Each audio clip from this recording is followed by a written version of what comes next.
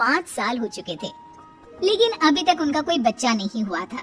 इसकी वजह से शीतल और अभिमन्यु परेशान रहते थे, लेकिन उन दोनों से ज्यादा परेशान थी शीतल की सास, यानी अभिमन्यु की माँ जानकी देवी। जानकी देवी चाहती थी कि जल्दी से जल्दी उनकी गोद में पोता या पोती आ जाए, और इसीलिए वो अपनी बहू शीतल को लेकर एक दिन हॉस्पिटल पहुंची। डॉक्टर मैडम, जरा ठीक से चेक करके बताइए ना, कई बड़े बड़े डॉक्टर को दिखाया है, लेकिन मेरी बहू माँ ही नहीं बन पाती। मैंने शीतल को बहुत अच्छे से चेकअप किया है। देखिए, बात यह है कि शीतल के अंदर माँ बनने की कैपेसिटी नहीं है। ये आप क्या कह रही हैं डॉक्टर साहब? कोई तो इलाज होगा ना, कोई दवाई दे दीजिए।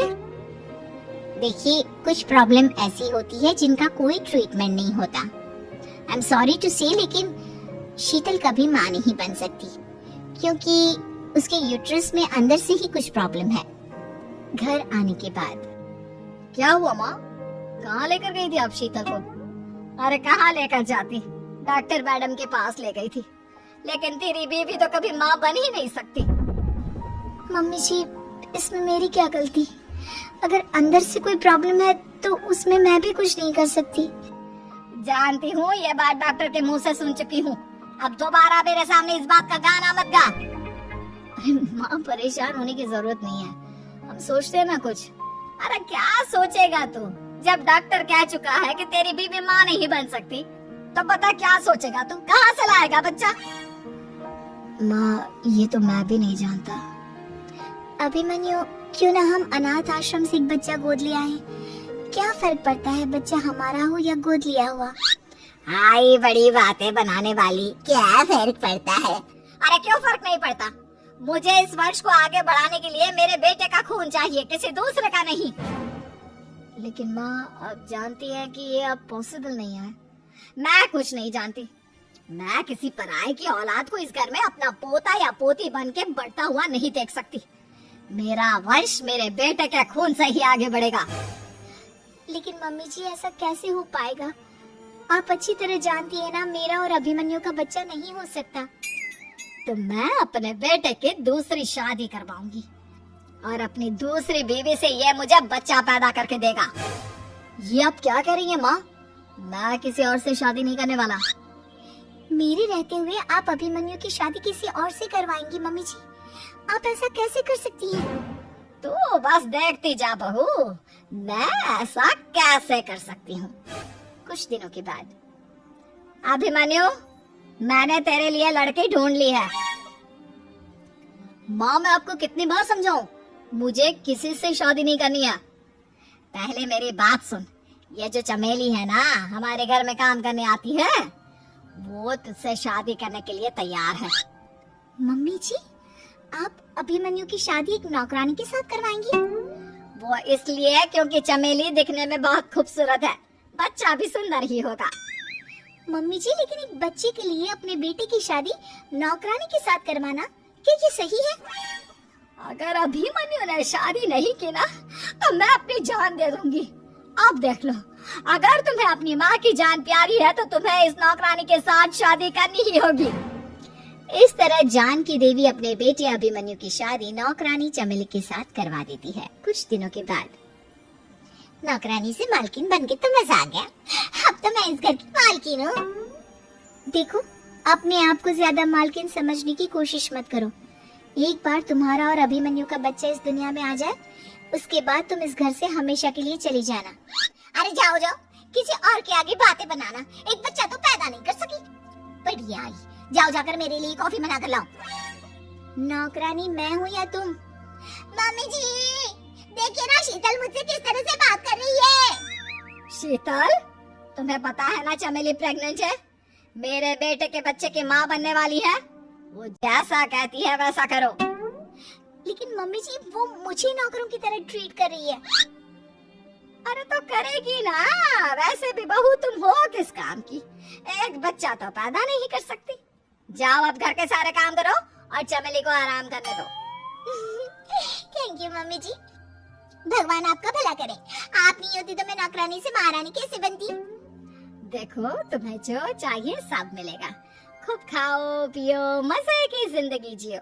लेकिन बस मुझे एक बच्चा पैदा करके दे दो। कुछ दिनों के बाद, मम्मी, बच्चे के लिए आपने मेरी शादी चमेली के साथ करवा तो दी, लेकिन दिन और रात का चैन मिट गया है।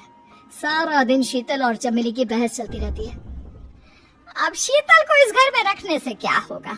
मैं तो कहती हूँ उसे घर से निकाल दो, है भी किस काम की। मैं ऐसा नहीं कर सकता माँ, वो मेरी पत्नी है, उससे बहुत प्यार करता हूँ मैं। तुम्हारी पत्नी चमेली है, चमेली, उससे प्यार करो। अरे तुम्हारे बच्चे को जन्म देने वाली है वो। अभिमन्यु, मैं खुद ही इस घर से चली जाती हूँ। वैसे भी अपने ही घर में नौकरों की तरह रहकर परेशान हो चुकी हूँ। घर की नौकरानी मेरे ऊपर हुक्म चलाती है, वो तुम्हारी पत्नी बन चुकी है।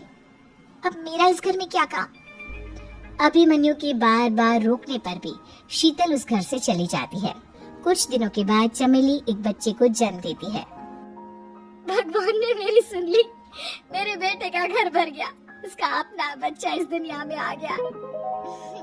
मम्मी जी, बच्चे को हाथ लगाने से पहले मेरी एक शर्त तो सुन लो। तुम कहना क्या चाहती हो चमेली?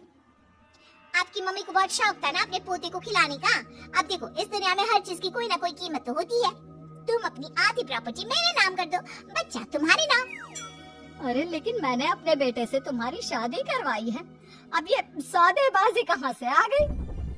जो औरत अपनी बहू को घर से निकाल कर एक नौकरानी के साथ अपने बेटे की शादी करवा दे, वो तो सौदेबाजी कर ही सकती है ना। उसका कैसे भरोसा कर सकते हैं? मुझे बस आप लोगों की प्रॉपर्टी चाहिए, उसके बाद ही बच्चे को आप हाथ लगा सकते हैं। मैंने कहा था ना मम्मी, आप गलत कर रही हैं। देखिए, उसका नतीजा आपके सामने है। जब शीतल को पता चलता है कि अभिमन्यु और चमेली का बच्चा दुनिया में आ गया है, तो वो अपने घर पहुंचती है। अभिमन्यु, कहाँ है आपका बच्चा? क्या मैं उसे देख सकती हूँ? कुछ भी मत पूछो शीतल, माँ की हुई एक गलती हम लोगों पर भारी पड़ रही है। वो नौकरानी अपनी औकात पर आ गई है और अब हमसे अपनी आधी प्रॉपर्टी मांग रही है, वो भी बच्चे के बदले में। एक बात कहूँ अभिमन्यु, आप उसे कुछ भी देने से मना कर दो। अरे कैसी बात कर रही हो?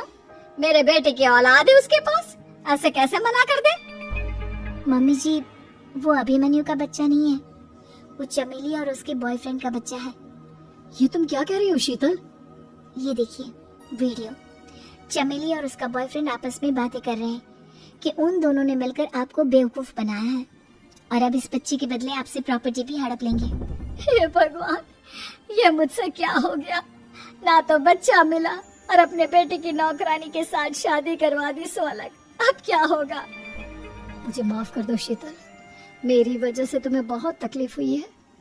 अभिमन्यु, मैंने कहा ना, उस नौकरानी को उसके बच्चे सहित इस घर से बाहर निकाल दो। लगता है मेरे अभिमन्यु का बाप बनने का सपना अधूरा ही रह जाएगा। अभिमन्यु, अपनी मम्मी से कहो कि परेशान ना हो।